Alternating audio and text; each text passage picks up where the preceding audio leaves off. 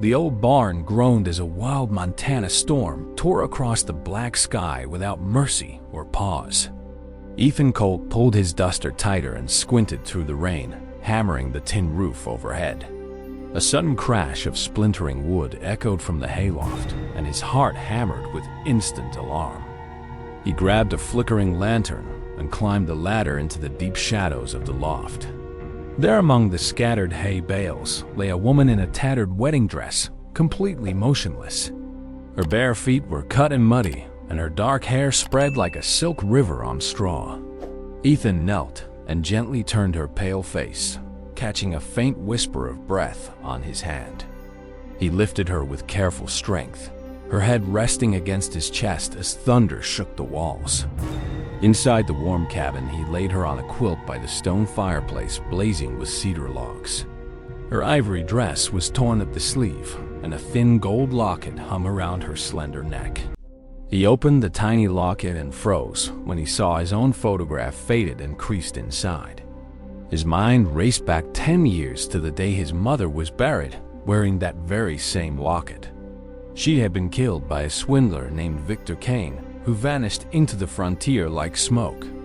Ethan set the locket aside and cleaned the mud from her face with a damp cloth gently. Her eyelids fluttered open, revealing eyes the color of spring sage after a long winter's thaw. She looked at him without fear, only a deep confusion that melted into a shaky but trusting smile.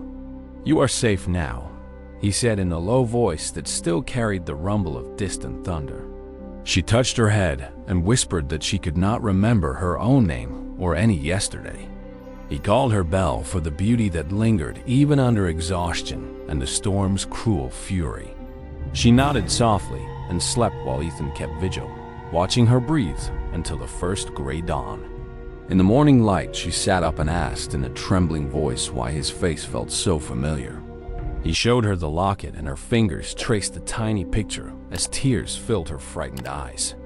She felt something ancient stir inside her chest, a forgotten melody that matched the beat of his heart. They spent that day in quiet tasks. She helped with the horses and hummed a tune lost to time. Ethan taught her to braid leather while the sun painted golden stripes across the rough-hewn kitchen table. By the third sunset, she laughed for the first time, a sound like rain on thirsty prairie grass. That night, she woke screaming from a nightmare where a tall, cruel man dragged her toward an altar. She described the man's cold gray eyes and the way he smelled of whiskey and burnt pine sap. Ethan's jaw tightened because that description matched Victor Kane, the man who had shattered his whole family. He gently pressed her for more, but her memory crumbled like ash and she wept against his shoulder. He held her and promised that no ghost from the past would ever harm her on his land. Days turned into a week, and the bond between them deepened like roots of an ancient cottonwood tree.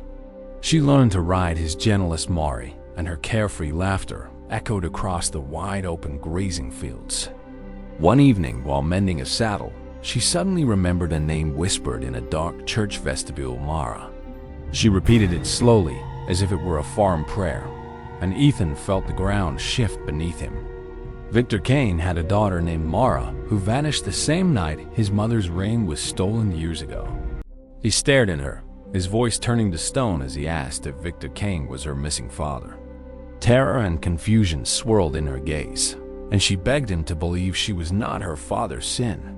He walked out into the cold starlight and wrestled with a rage that burned hotter than any branding iron. Memories of his father's broken spirit and his mother's empty grave fought against the love already seated inside him.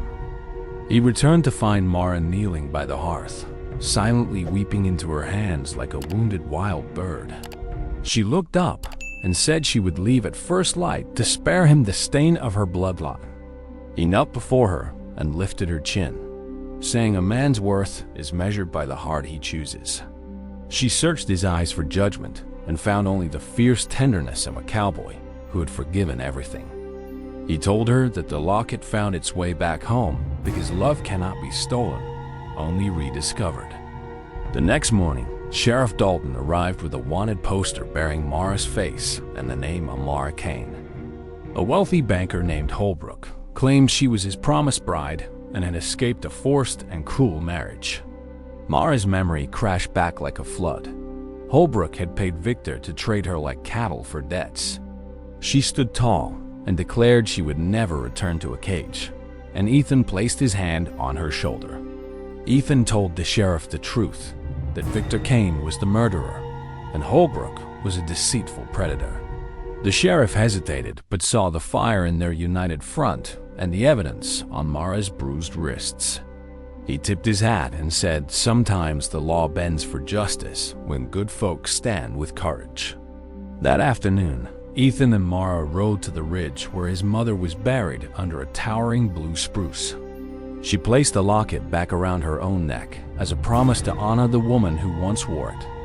He cupped her face and said his mother would have adored the brave soul who refused to break in chains. With a quivering voice, Mara asked if he could ever love a woman born from the blood of an enemy.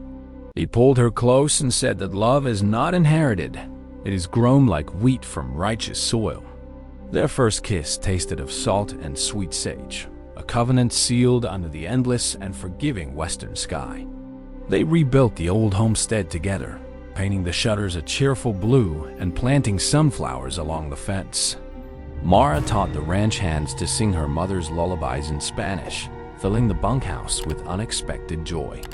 Ethan fashioned a wedding ring from a silver spur and proposed on the same hayloft where fate first brought her.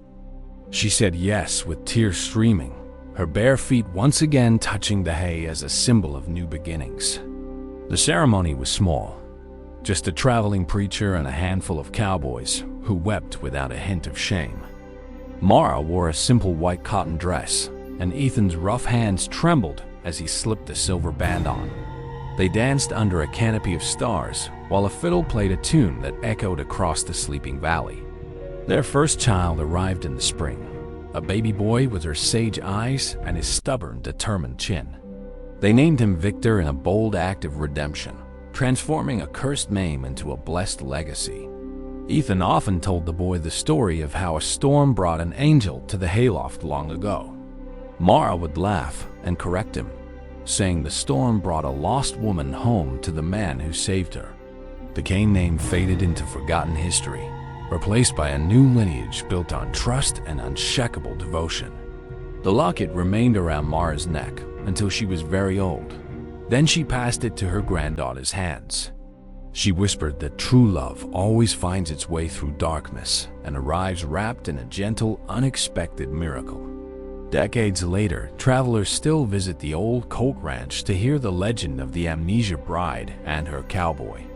They leave wildflowers on the hayloft ladder, believing the love story still blesses anyone who believes in second chances. Kindly subscribe to Stories Hub Official right now for more heartwarming tales, and comment your thoughts below. Like this video.